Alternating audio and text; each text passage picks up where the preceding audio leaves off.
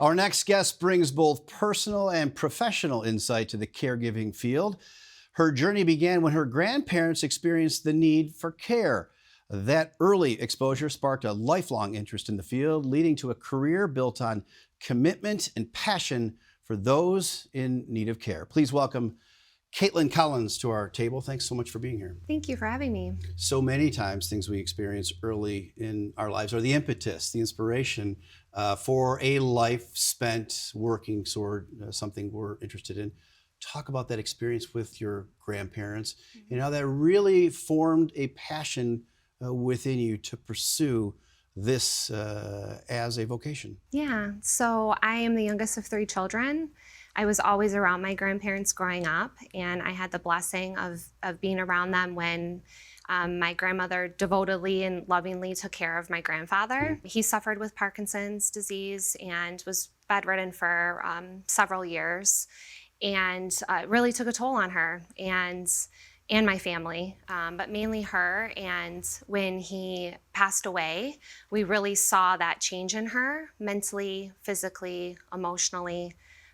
She was really lost because that was her routine on taking care of him, right? We met her where she was at, and we provided her different options. We looked at in-home care, we looked at independent living, assisted memory care. We landed on providing her more of a structured and routine environment in assisted living, giving her medication management, providing escorts to meals, so making sure she is eating, and activities, community. She was able to thrive in that environment and eventually move over to memory care, more secured environment for safety needs. Well, we are blessed for those care workers, both in the family and in assisted living centers, for their presence, for their dedication. But it all begins with a recognition of signs. Generally, the way it goes in a family is grandparent, as you describe, or a parent begins to exhibit signs that they may require some care. And that conversation can be awkward.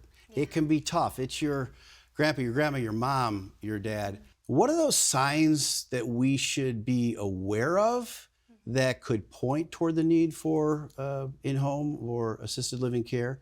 And how do we navigate just the psychology of telling someone who is taking care of you, it's time for you to take care of them? I think one of the biggest signs is being recluse, not being involved in things, saying no to friends, saying no to those lunches or those euchre tournaments. They would always, coming up with an excuse because maybe they're noticing there's some changes. And so I think, pay attention to what mom and dad always did. And if they're not doing those things, don't brush that off, really pay attention. Don't take their word for it. Really try to be in their environment and seeing, are they taking care of themselves? Is their basic needs being met? I think it's really important. How should we, in a loving way, go about accessing resources or even patient examination without the trauma of taking someone to a tour of an assisted living center or bringing them to a medical appointment, which so often can be intimidating?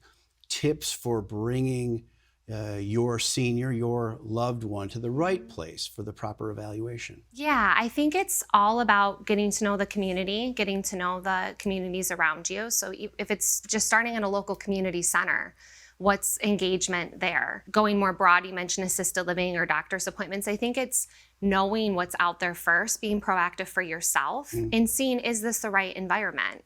Would my loved one like this? And after that, if you do feel like it's a good fit, maybe bring them by for lunch. Maybe, participate in an activity that they're having and let them experience it for themselves.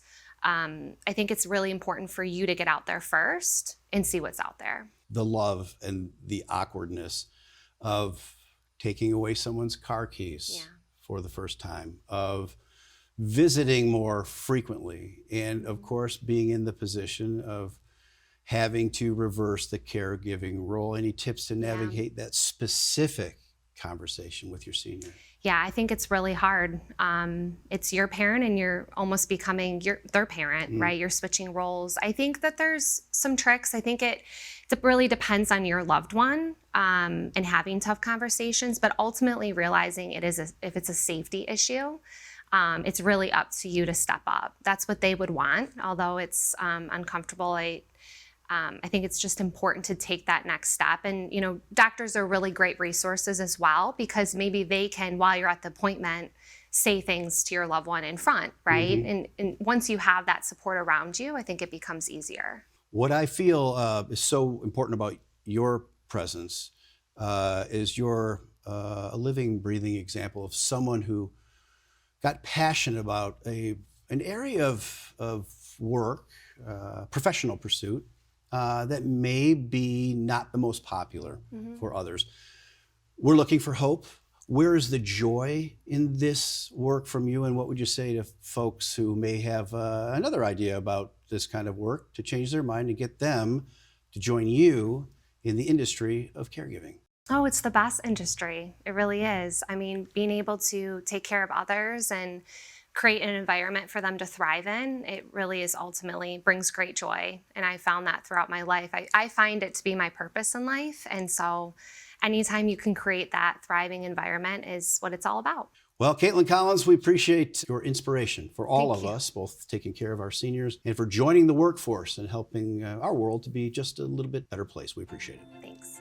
We want to thank Impart Alliance at Michigan State University's College of Osteopathic Medicine. This work is made possible by a grant from the Michigan Department of Health and Human Services, as well as the supporters of our Caregiving initiative, the Ralph C. Wilson Jr. Foundation, the Michigan Health Endowment Fund, and AARP Michigan.